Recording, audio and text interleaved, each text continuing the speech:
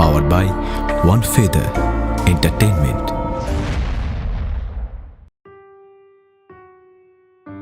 চরম আত্মগ্লানি আর বোবা কান্নার গভীরে যখন মানুষের বিশ্বাস মিশে যায়, তখন জীর্ণ ঘরের সাধারণ বাঁশের খুঁটিও হয়ে উঠতে পারে জাগ্রত দেবতা।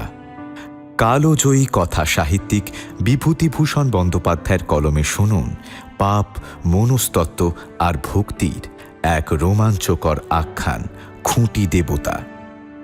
নমস্কার, আপনাদের সকলকে স্বাগত জানাই টক থিয়েটারের একটি নতুন এপিসোডে। আমাদের আজকের গল্প বিভূতিভূষণ বন্দ্যোপাধ্যায় রচিত খুঁটি দেবতা। গল্প পাঠে এবং নন্দলালের ভূমিকায় আমি সৌপ্তিক, অন্যান্য চরিত্রে সৌপ্তিক এবং পিয়ালি চ্যাটার্জি। শুরু হচ্ছে আমাদের আজকের গল্প খুঁটি দেবতা।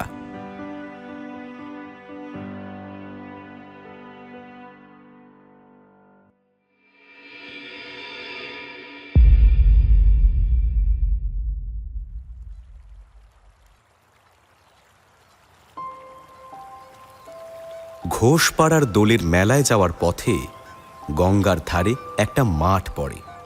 মাঠ বললে ভুল হয়, ঠিক মাঠ বলতে যা বোঝায় সে ধরনের কিছু না। মাঠের মধ্যে 4-5টা ছোট খড়ের ঘর, একধারে একটা বড় তেঁতুল গাছ। গঙ্গার একটা ছোট খাল মাঠের মধ্যে শুকিয়ে গেছে। জোয়ারের সময় খালটার কানায় কানায় জল ভরে ওঠে। ঠিক সেই সময়ে জেলেরা দোয়ারি পেতে রাখে। জোয়ারের তোড়ের মুখে মাছ খালে উঠে পড়ে। ভাটার টানে জল কমার সময় দোয়ারির কাঠিতে আটকে যায়, আর বেরোতে পারে না। কাছেই একটু দূরে শঙ্করপুর নামের একটা ছোট গ্রাম।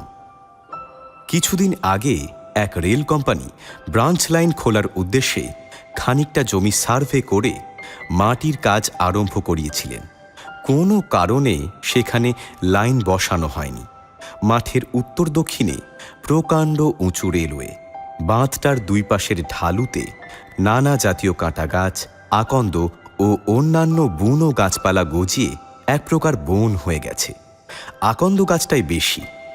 খুঁটি দেবতার অপূর্ব কাহিনী এইখানেই শুনেছিলাম, গল্পটা বলা দরকার। শঙ্করপুর গ্রামের পাশে ছিল হেলেঞ্চা শিবপুর। এখন আর তার কোনো চিহ্ন নেই।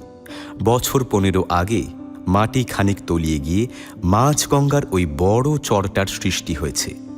পূর্বস্থলীর চৌধুরী জমিদারদের সাথে ওই চরের দখল নিয়ে পুরনো প্রজাতির অনেক দাঙ্গা ও মোকদ্দমা হয়েছিল। শেষ পর্যন্ত প্রজারাই মামলায় যেতে বটে, কিন্তু চরটা চিরকালই বালুকাময় থেকে গেল। আজ 10 বছরের মধ্যেও চাষের উপযুক্ত হল না। পাঞ্জা সাহেব আসলেও চরটা প্রজাদের কোনো কাজে লাগে না, অনাবাদী অবস্থায় পড়েই থাকে। আজকাল কেউ কেউ ওতে তরমুজ, কাঁকুর গাছ লাগাচ্ছে।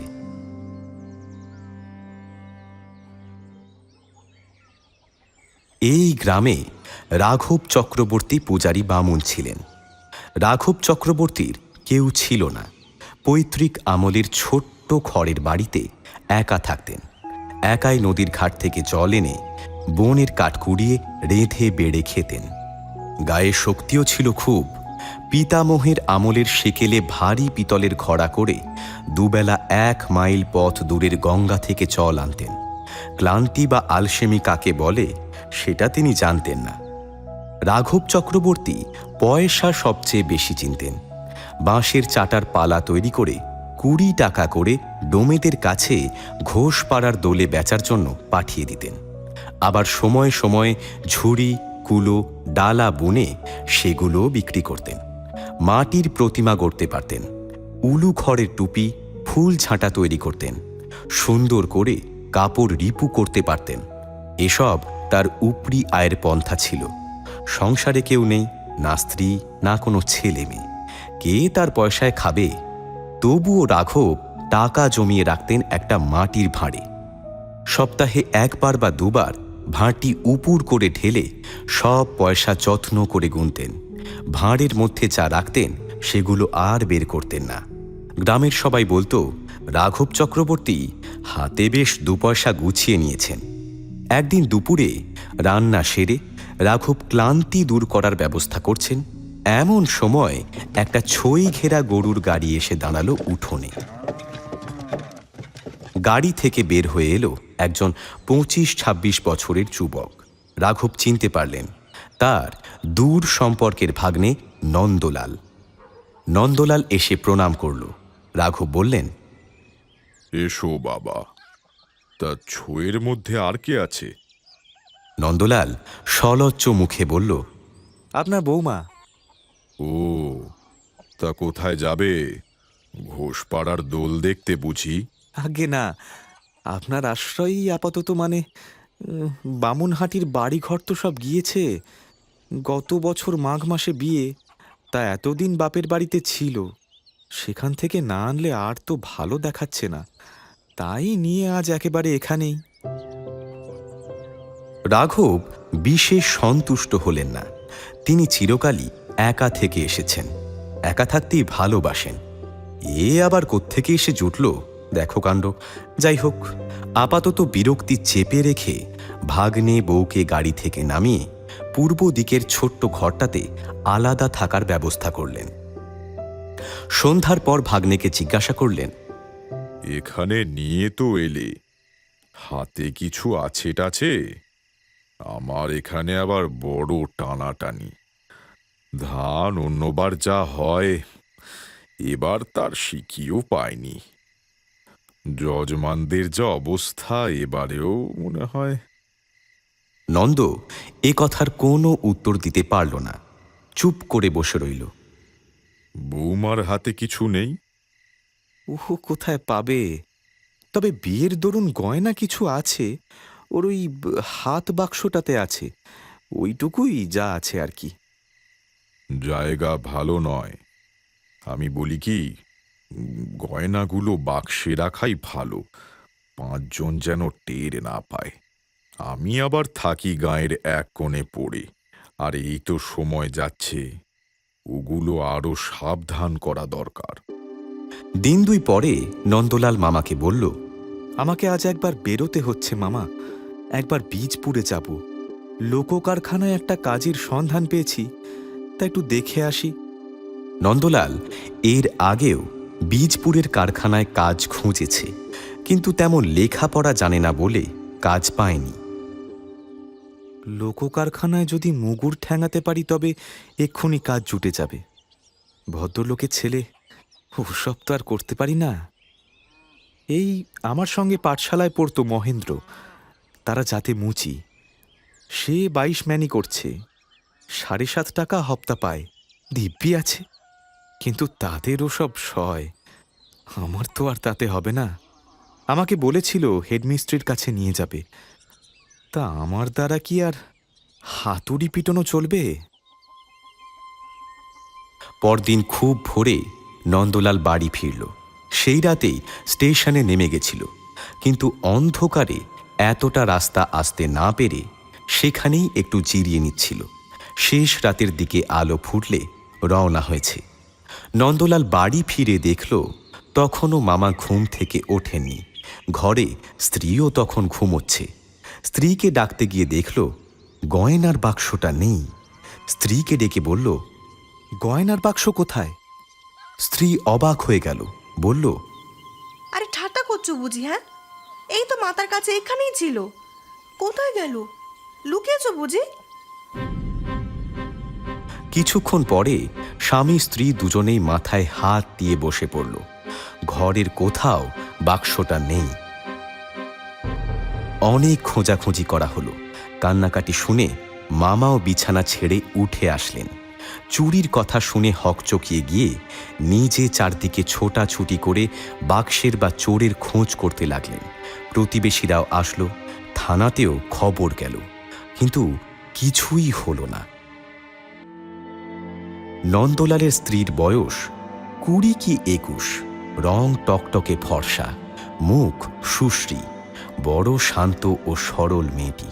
তার বাপের বাড়ির অবস্থা বেশ ভালো, কিন্তু এই বৃদ্ধ বয়সে তৃতীয়বার বিয়ে করে তার বাবা আগের পক্ষের সন্তানদেরকে এখন আর দু চোখে দেখতে পারেন না। বিবাহের সময় এই সব গয়নাগুলো তিনি মেয়েকেই দিয়েছিলেন, এই হিসেবে যে সেগুলো নিয়ে মেয়ে যেন বাপের বাড়ির উপর সকল দাবি দাওয়া ত্যাগ করে। পিতার কর্তব্য তিনি এখানেই শেষ করলেন। নন্দলালের অবস্থা কোনো কালেই ভালো ছিল না। বিয়ের পর যেন আরও খারাপ হয়ে গেল। ওই গয়না কটাই হয়ে উঠল সংসারের একমাত্র সম্বল। গয়নাগুলোর উপর নন্দলাল বার দুই হাত বাড়িয়েছিল, একবার পাটের ব্যবসা করার জন্য, আর একবার শিমুরালির বাজারে মুদির দোকান খোলার জন্য। কিন্তু নিজেই শেষ পর্যন্ত কি যেন ভেবে দুইবারই পিছিয়ে যায়। বউও বলেছিল, দেখো ওই তো পুঁজিপাটা, আর তো কিচ্ছুটি নেই। যখন আর কোনো উপায় থাকবে না তখন ওতে হাত দিও, এখন বরং থাক। গয়নার বাক্স চুরি যাওয়ার ৫-৭ দিন পরে একদিন ভোরে উঠে দেখল স্ত্রী বিছানায় নেই। বাইরে এসে দেখল বউ ঘরের ছাই গাদা ঘেঁটে কি যেন খুঁজছে। স্বামীকে দেখে কেমন এক ধরনের হেসে বলল, ওগো একটু খোঁজো না এর মধ্যে, তুমি উত্তর দিকটা দেখো কোন। নন্দলাল সস্নেহে স্ত্রীকে ধরে এনে দাওয়ায় বসালো। পাতকুর ঠান্ডা জল দিয়ে স্নান করিয়ে দিয়ে নানাভাবে বোঝানোর চেষ্টা করতে লাগল। কিন্তু সেই যে বউয়ের মস্তিষ্ক বিকৃতি শুরু হলো, তা আর কিছুতেই সারানো গেল না। যদি তার স্বামী বা অন্য কেউ টের পায়, এই ভয়ে যখন কেউ কোনো দিকে থাকে না, তখন সে চুপি চুপি ছাই গাদা হাতড়ে হাতড়ে খুঁজে কি যেন দেখতে থাকলো। এই একটি মাত্র ব্যাপার ছাড়া তার মস্তিষ্ক বিকৃতির আর অন্য কোনো লক্ষণ ছিল না। অন্যদিকে সে যেমন গৃহকর্ম নিপুণা, সেবাপরায়ণা, কর্মঠ গৃহবধূ ছিল, তেমনই রইল। একদিন সে তার মামা শ্বশুরের ঘরে সকালে ঝাঁট দিতে ঢুকেছে। মামা শ্বশুর রাঘব চক্রবর্তী তখন ঘরে ছিলেন না, ঘরের একটা কোণ পরিষ্কার করছে। এমন সময়ে সে একটা কাগজ কুড়িয়ে পায়। কে যেন দলা পাকিয়ে কাগজটাকে সেই কোণে ফেলে দিয়েছিল। কাগজটি দেখে সে অবাক হল। এটা যে তার গয়নার বাক্সের তলায় পাতা ছিল। পাতলা বেগুনি রঙের কাগজ। শ্যাঁকড়ারা এই কাগজে নতুন তৈরি সোনার গয়না জড়িয়ে দেয়।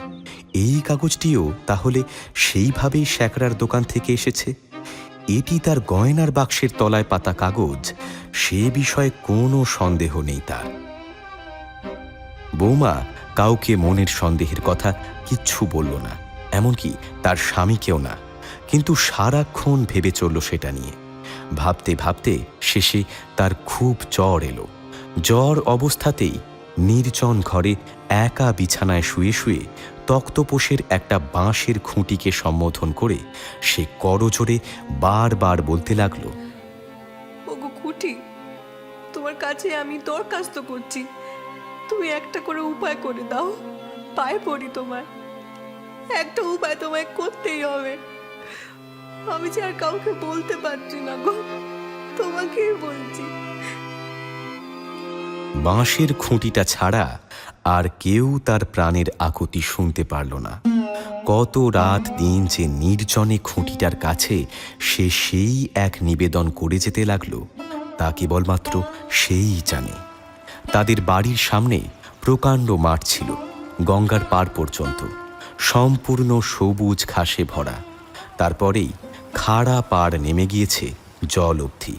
জল সেখানেও অগভীর, চওড়াতেও হাত 10-12 মাত্র। তারপরেই গঙ্গার বড় চরটা। সারা বছরেই চড়ায় জলচর পাখির ঝাঁক চড়ে বেড়ায়। চড়ার বাইরের গভীর বড় গঙ্গার দিকে না গিয়ে তারা গঙ্গার এই ছোট অপরিসর অংশটাতেই থাকে। কন্টিকারির বনে চড়ার বালি প্রায় ঢেকে ফেলেছে। 12 মাস তার বেগুনি ফুল ফুটে নির্জন বালির চরটাকে আলো করে রাখে। মাঠে আর কোনো গাছপালা নেই। ছেলেদের ফুটবল খেলার মাঠের মতো সমতল ও ঘাসে ঘেরা। দক্ষিণে ও বাঁয়ে একদিকে বড় রেলওয়ে বাঁধ ও অন্যদিকে দূরবর্তী গ্রাম সীমার বনরেখার কোল পর্যন্ত তা বিস্তৃত। 2-1 সারি তালগাছ এখানে ওখানে দেখা যায়। তাছাড়া এই বড় মাঠটায় অন্য কোনো গাছ চোখে পড়ে না। এই বিশাল মাঠে প্রতিদিন সকাল হয়, সূর্য মাঝ আকাশে দুপুরে আগুন ছড়ায়, বেলা ঢলে বিকেল নেমে আসে, গোধূলিতে পশ্চিম দিক কত কি রঙে রঞ্জিত হয়, চাঁদ ওঠে, সারা মাঠ চড়া রেলওয়ে বাঁধ, ওপাশের বড় গঙ্গাটা জ্যোৎস্নায় প্লাবিত হয়ে যায়। কিন্তু কখনো কোনো কালে রাঘব চক্রবর্তী বা তাঁর প্রতিবেশীরা এই সুন্দর পল্লী প্রান্তরের প্রাকৃতিক লীলার মধ্যে কোনো দেবতার পূর্ণ আবির্ভাব কল্পনা করেননি, প্রয়োজনবোধও করেননি। সেখানে আজ সর্বপ্রথম এই নিরক্ষরা বিকৃত মস্তিষ্কা বধূটি বৈদিক যুগের মন্ত্রদ্রষ্টা বিদুষীর মতো মনে প্রাণে খুঁটি দেবতার আহ্বান করল। আমি এই মাঠেই বিকেলে দাঁড়িয়ে কথাটার গভীরতা ভাবছিলাম সেদিন। সেখানে যতটা উপলব্ধি করেছিলাম এমন আর বোধহয় কোথাও করতে পারব না। নন্দলাল তার স্ত্রীর অবস্থা দেখে বড়ই বিব্রত হয়ে পড়ল। সে তার স্ত্রীকে ভালোবাসত। নানা রকম ওষুধ, জড়িবুটি, শিকড় বাকড় এনে তার স্ত্রীকে দিল। তিরলের পাগলি কালির বালা থেকে শুরু করে যে যা বলে যেত তাই করতে লাগলো, কিন্তু কিছুতেই কিছু হলো না। তবে একটা সুফল দেখে সে বেশ খুশি হলো যে আজকাল তার স্ত্রী আর সকালে উঠে ছাই গাদা হাতড়াতে বসে না। তবুও সংসারের কাজকর্মগুলো অন্যমনস্কভাবে করে যায়। ভাত বা তরকারি পুড়িয়ে ফেলে, নয়তো ডালে খানিকটা বেশি নুন দিয়ে দেয়। ভালো করে কথা বলে না, এইটাই ছিল তার বিরুদ্ধে প্রধান অভিযোগ। এভাবে মাস 2 কেটে গেল। তখন শ্রাবণ মাস। বর্ষায় ঢল নেমে বড় গঙ্গা ও ছোট গঙ্গাকে একাকার করে দিল। চড়া ডুবে গেল, কুলে কুলে গেরি মাটির রঙের জলে ভর্তি। এই সময় নন্দলালের আর্থিক অবস্থা অত্যন্ত খারাপ হয়ে উঠল। হাতে আগে যেটুকু ছিল তা সব খরচ হয়ে গেল। এদিকে চাকরিও জুটল না। রাঘব চক্রবর্তী ভাগ্নেকে ডেকে বলল, কোনো কিছু একটা দেখে নিতে পারলে না? তা দিন কতক এখন বৌমাকে বাপের বাড়ি রেখে তুমি বরং কলকাতার দিকে গিয়ে একটু কাজকর্মের চেষ্টা করো, না হলে আর কি করে চালাই বলো তো? এই তো দেখছো অবস্থা। ইত্যাদি। নন্দলাল পড়ল মহা বিপদে। না আছে চাকরি, না আছে সম্বল। ওদিকে অসুস্থা তরুণী বউ ঘরে। বীজপুরের কারখানায় কয়েকবার যাতায়াতের ফলে একজন রং মিস্ত্রির সঙ্গে বন্ধুত্ব হয়ে গিয়েছিল। তাকে বলে কয়ে তার বাসায় বউকে নিয়ে গিয়ে তো আপাতত তুলল। 2টি মাত্র ঘর। একটা ঘরে মিস্ত্রি একলা থাকে, অন্য ঘরটা নন্দলালকে ছেড়ে দিয়েছে। মিস্ত্রি গাড়িতে অক্ষর লেখে। সে চেষ্টা করে সাহেবকে ধরে টরে নন্দলালের জন্য একটা ঠিকা কাজ জুটিয়ে দিল বটে। একটা বড় লম্বা রেখে আগা গোড়া পুরনো রং উঠিয়ে নতুন রং করতে হবে। নন্দলাল সেটিকে রং করার জন্য 1 মাসের চুক্তিতে নিযুক্ত হল। রাঘব চক্রবর্তী কিছুদিনের জন্য হাঁপ ছেড়ে একটু বাঁচল। হঠাৎ একদিন তিনি অনেক জনমজুর ধরে বাড়ির উঠোন পরিষ্কার করতে লাগলেন। ভালো দেখে একজোড়া হরিণের চামড়ার জুতো কিনে আনলেন। এমনকি পুজোর সময় একবার কাশী বেড়াতে যাবেন এরূপ সংকল্প করে ফেললেন। আশ্বিনের প্রথমে বর্ষা একটু কমল। রাঘব চক্রবর্তীর বাড়ির চারধারে পাঁচিল গাঁথবার মিস্ত্রি খাটছিল। সারাদিন পরিশ্রমের পর গঙ্গায় গা ধুয়ে এসে সন্ধ্যার পরই তিনি শুয়ে পড়লেন। অত পরিশ্রম করার পর তিনি শুলেন বটে, কিন্তু তার ঘুম আসল না। ঘুমাবার বৃথা চেষ্টা করে সারা রাত ছটফট করতে করতে শেষ রাতে উঠে পড়লেন। তামাক খাওয়ার ইচ্ছে হলে তা হাতে নিয়ে বসলেন। দিন ও দুপুরে ঘুমানোর চেষ্টা করে যেতে লাগলেন বটে, কিন্তু কিছুতেই আর ঘুম হলো না। এভাবে চলতে থাকল। তখন পাঁচিল গাঁথার জন্মজুরকে বলে দিলেন যে এখন দিন দুই কাজ বন্ধ থাকুক। পরদিন রাত্রে সামান্য কিছু খেয়ে নিয়ে ঠান্ডা জল মাথায় দিয়ে হাত পা ধুয়ে সাত তাড়াতাড়ি শুয়ে পড়লেন।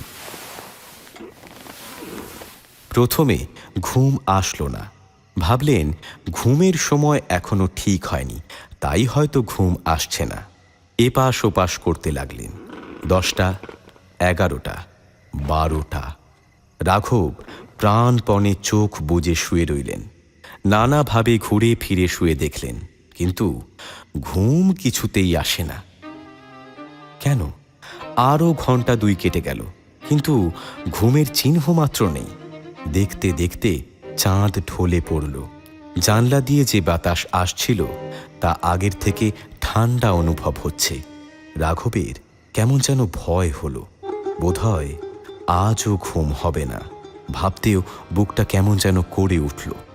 আজ রাতেও যদি ঘুম না হয় তবে তিনি কাল বাঁচবেন কি করে? উঠে পড়লেন। মাথায় আবার একবার জল দিলেন, আবার শুলেন। আবারও প্রাণপণে ঘুমোবার চেষ্টা করতে লাগলেন, কিন্তু এই ভেবে তার মাথা গরম হয়ে উঠতে লাগলো যে ঘুম যদি না আসে তাহলে। দেখতে দেখতে রাত ফর্সা হয়ে গেল। কাক কোকিল ডেকে উঠল, কিন্তু তখনও হতভাগ্য রাঘব চক্রবর্তী বিছানায় ছটফট করতে করতে ঘুমানোর বৃথা চেষ্টা করে চলেছেন। ঠিক এইভাবে কেটে গেল আরও 8টা দিন। এই 8 দিনের মধ্যে কি দিনে কি রাতে রাঘবের চোখে এতটুকু ঘুম আসলো না। রাঘব পাগলের মতো হয়ে উঠলেন। যে যা বলতে লাগলো তাই করে দেখলেন। ডাব খেয়ে পুকুরের পচা পাঁক মাথায় দিয়ে দিন রাত থাকতে থাকতে নিউমোনিয়া হওয়ার উপক্রম হলো, কিন্তু লাভ হলো না। অবশেষে বাঁশ বেড়ের মনোহর ডাক্তারের ঔষধ ব্যবহার করে দেখলেন, কিন্তু কিছুতেই কিছু হয় না। আরও দিন 6-7 কেটে গেল। রাঘব সন্ধ্যার পরেই হাত পা ধুয়ে মন স্থির করে শুতে গেল, কিন্তু বালিশে মাথা দিয়েই বুকের মধ্যে গুরু গুরু করে ওঠে। আজও বোধহয় ঘুম। বাকিটা আর রাঘব ভাবতে পারে না। রাজমিস্ত্রির দল কাজ শেষ না করেই চলে গেল। উঠোনে জঙ্গল গজিয়ে উঠল। রাঘব আজকাল স্নানাহার করতে চায় না, চলাফেরা করতে চায় না। সব সময়ই ঘরের দাওয়ায় চুপ করে বসে থাকেন। তামাক খাওয়ার রুচিও ক্রমে হারিয়ে ফেললেন। লোকজনের সঙ্গে ভালো করে কথাবার্তাটুকুও বলতে ভালো লাগে না। পয়সার ভাঁড় উপুর করে গুনে দেখার ইচ্ছাও চলে গেল। চিকিৎসা তখনও চলছিল। গ্রামের বৃদ্ধ শিব কবিরাজ বলল, তোমার রোগটা হচ্ছে মানসিক। ঘুম হবে না এ কথা ভাবো কেন শোবার আগে? খুব সাহস করবে, মনে মনে জোর করে ভাববে আজ তুমি ঘুমোবেই। নিশ্চয়ই হবে, আজ ঠিক ঘুমোবো, এরকম করে দেখো দেখি। আর সকাল সকাল শুতে যেও না, যে সময় যেতে সেই সময়ই যাবে। কবিরাজের পরামর্শ মতো রাঘব সন্ধ্যার পর পুরনো দিনের মতো রান্না করে খেয়ে নিলেন। দাওয়ায় বসে গুনগুন করে গানও গাইলেন। তারপর ঠান্ডা জলে হাত পা ও মাথা ধুয়ে শুয়ে পড়লেন। মনে মনে দৃঢ় সংকল্প করলেন, আজ তিনি নিশ্চয়ই ঘুমাবেন, নিশ্চয়ই। কিন্তু বালিশে মাথা দিয়েই বুকটা কেমন যেন করে উঠল। ঘুম যদি না হয়? পরক্ষণেই মন থেকে সে কথা ঝেড়ে ফেলে দিলেন, নিশ্চয়ই ঘুম হবে। পাশ ফিরে পাশ বালিশটা আঁকড়ে শুলেন। ঘরের দেওয়ালের একখানা বাঁধানো রাধাকৃষ্ণের ছবি বাতাস লেগে ঠক ঠক শব্দ করছে দেখে বিছানা থেকে নেমে সেটিকে নামিয়ে রাখলেন। আবার শুয়ে জোর করে চোখ বুজে থাকলেন। 8 ঘন্টা, 1 ঘন্টা। এইবার তিনি নিশ্চয়ই ঘুমাবেন। বুকের মধ্যে গুড়গুড় করছে। কেন? না, এইবার ঘুমোতেই হবে। 2 ঘন্টা, 3 ঘন্টা, রাত 1টা। গ্রাম নিশুতি, কোনো দিকে কোনো সারা শব্দ নেই, কেওড়া পাড়ার এক আধটা কুকুরের ঘেউ ঘেউ ছাড়া। না, রাত বেশি হয়েছে, আর রাঘব জেগে থাকবেন না। এইবার অবশ্যই ঘুমোবেন। বাঁ দিকে শুয়ে সুবিধা হচ্ছে না, হাতটা কেমন যেন বেকায়দায় আছে। ডান দিকে ফিরে শুলেন। ছারপোকা? না, ছারপোকা তো বিছানায় নেই। তবে যাই হোক, জায়গাটা একবার হাত বুলিয়ে নেওয়া ভালো। ভাবনা মতো কাজটাও করে নিলেন। যাক, এবার তিনি ঘুমোবেন, এই ভেবে এতক্ষণে নিশ্চিন্ত হওয়ার চেষ্টা করলেন। তখন রাত 2টো। কিন্তু নিশ্চিন্ত হতে পারলেন না। একটা হাট কি মেলা কোথায় যেন বসেছে। রাঘব দাঁড়িয়ে দাঁড়িয়ে দেখছেন। সব লোক চলে গেল, তবুও 2-10 জন এখনো হাট চালিতে ভিড় করে দাঁড়িয়ে শুঁটকি চিংড়ি মাছের দর কষাকষি করে চলেছে। এরা বিদায় হলেই রাঘব নিশ্চিন্ত মনে ঘুমোতে পারবেন। একটা লোক চলে গেল, 2টো, 3টে, এখনো জনাশাতেক লোক বাকি। রাঘব তাদের কাছে গিয়ে চলে যাওয়ার অনুরোধ করছেন, অনুনয় বিনয় করছেন, হাত জোড় করলেন, দোহাই তাদের, তারা চলে যাক। কিন্তু এখনো 3 জন মতো বাকি। রাঘবের মনে উল্লাস হলো, আর দেরি নেই, এখনো 2 জন। এই 2 জন চলে গেলেই তিনি ঘুমাবেন। আর মাত্র 1 জন, মাত্র মিনিট 15 দেরি, তাহলেই তিনি ঘুমোতে পারবেন। হঠাৎ রাঘব বিছানার উপর উঠে বসলেন। হাট তো কোথা বসেনি। কিসের হাট? কোথাকার হাট? এসব কি আবোল তাবোল ভাবছেন তিনি? ঘুম তাহলে বোধহয়। রাঘব কথাটা ভাবতেও সাহস পেলেন না। কত রাত! ওটা কিসের শব্দ? বীজপুরের কারখানায় ভোরের বাঁশি বাজছে নাকি? সে তো রাত 4টে বাজে। এখন কি তবে রাত 4টে বেজে গেল? অসম্ভব। যাক, যথেষ্ট বাজে কথা ভেবে তিনি রাত কাটিয়ে দিয়েছেন। আর নয়, এবার তিনি অবশ্যই ঘুমোবেন। অল্প একটু ঘোর এসেছিল কিনা কে জানে। ভোরের ঠান্ডা বাতাসে তা তো একটু আসতেও পারে, কিন্তু রাঘবের দৃঢ় বিশ্বাস তিনি এতটুকু ঘুমাননি, চেয়েই ছিলেন। হঠাৎ একটা ব্যাপার ঘটল। বিস্মিত রাঘব দেখলেন তার খাটের পাশের বাঁশের খুঁটিটা যেন ধীরে ধীরে একটা বিরাট কায় মূর্তির রূপ নিয়ে তার মাথার শিয়রে এসে দাঁড়ালো। ব্যঙ্গের সুরে আঙুল নাড়িয়ে বলল, মূর্খ, ঘুমানোর এত ইচ্ছা যদি থাকে তবে কালকেই গয়নার বাক্স ফেরত দিবি। ভাগ্নে বউয়ের গয়না চুরি করেছিস, তোর লজ্জা করে না?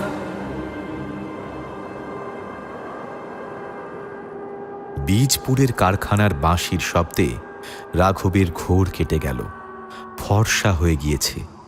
রাঘবের বুক ধড়ফড় করে উঠছে, চোখ জ্বালা করছে, মাথায় যেন কেউ বোঝা চাপিয়ে দিয়েছে। শরীর ভেঙে পড়তে চাইছে। না, তিনি একটুও ঘুমননি, এতটুকু না। বাঁশের খুঁটি টুটি কিছু না, ওসব মাথা গরমের ফল। কিন্তু ঠিক একই স্বপ্ন রাঘব পরপর 2 দিন দেখলেন, ঠিক একই সময়, ভোর রাত্রে, বীজপুরের কারখানার বাঁশি বাজবার আগে।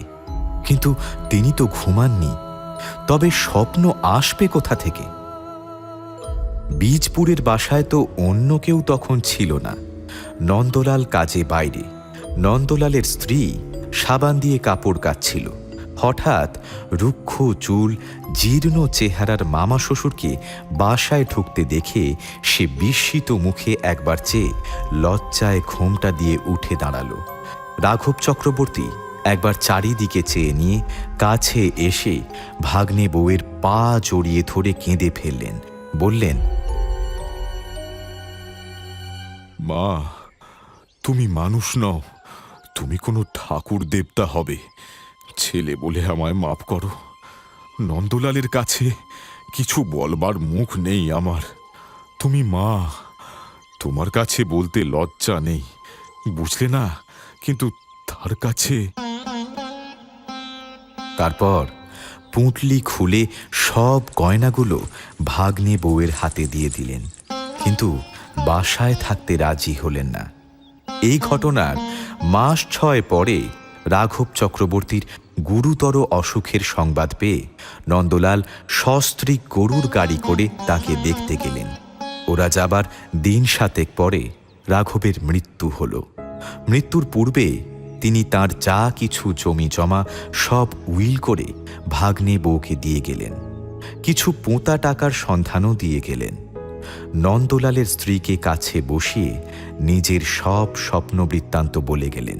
বললেন, এই যে দেখছো ঘর, এই যে বাঁশের খুঁটি, এর মধ্যে দেবতা আছেন মা, বিশ্বাস করো আমার কথা।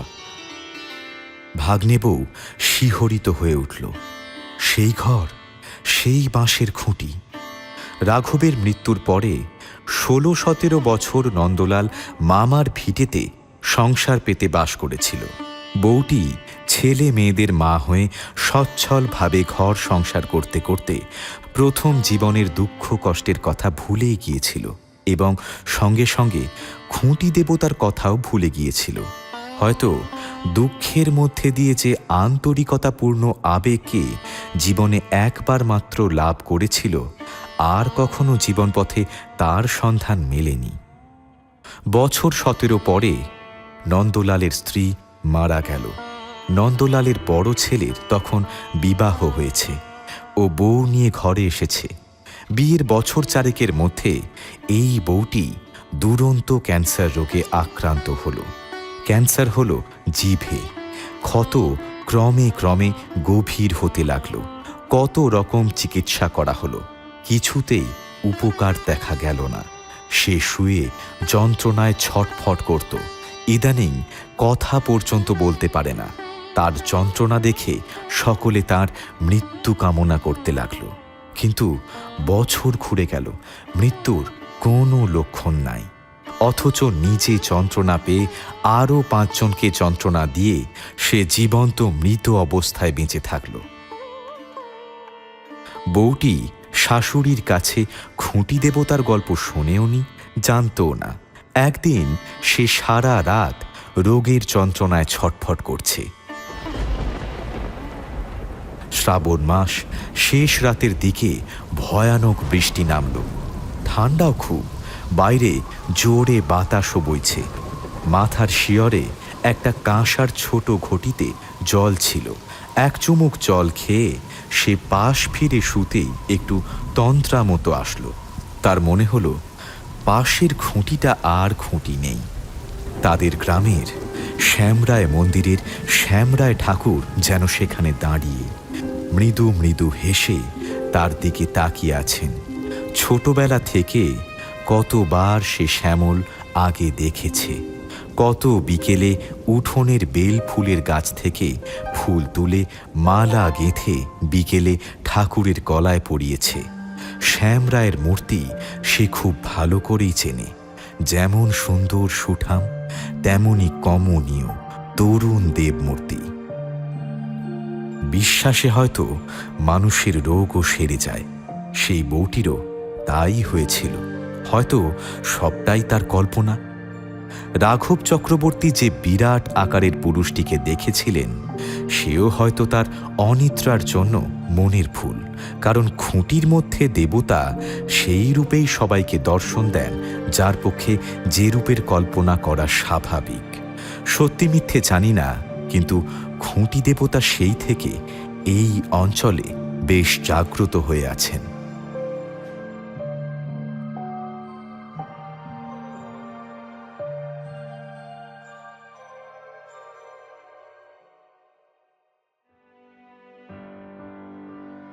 ভক্ত প্রহ্লাদ যদি প্রাসাদ প্রাচীরে ঈশ্বর খুঁজে দিতে পারেন, তবে খুঁটিতে শ্যামরায় দর্শন অস্বাভাবিক কেন? ঈশ্বর তো থাকে বিশ্বাসে, আশায়, আবার কখনো আত্মগ্লানিতে, কর্মফলে। আর আমরা বৃথাই খুঁজে মরি মন্দিরে।